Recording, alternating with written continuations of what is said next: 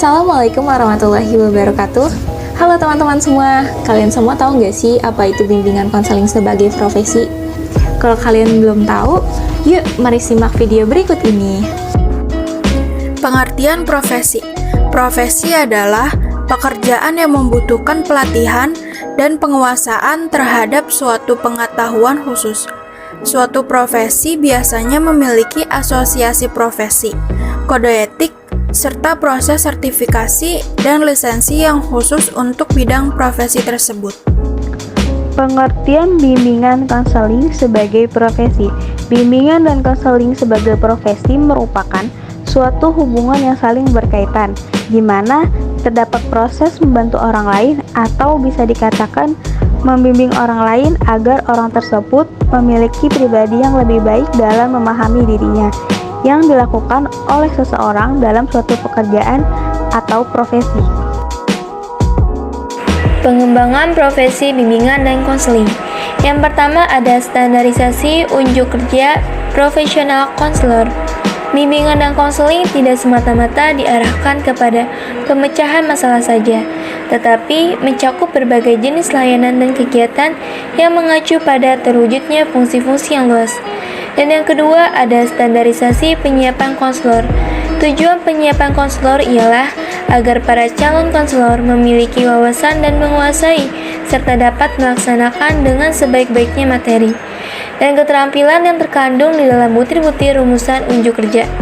Penyiapan konselor itu dilakukan melalui program pendidikan penjabatan, program penyetaraan, ataupun pendidikan dalam jabatan seperti penataran. Hal-hal yang perlu diperhatikan dalam profesi bimbingan dan konseling. Yang pertama, memahami secara mendalam konseli yang hendak dilayani.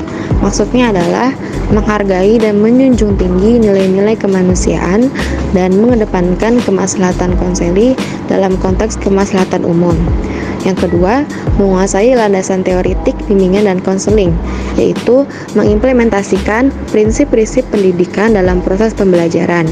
Dan yang ketiga, menguasai esensi pelayanan bimbingan dan konseling dalam jalur, jenjang, dan jenis satuan pendidikan. Maksudnya adalah menguasai esensi bimbingan dan konseling pada satuan jenjang pendidikan usia dini, dasar, dan menengah. Perlunya etika dan kode etik profesi.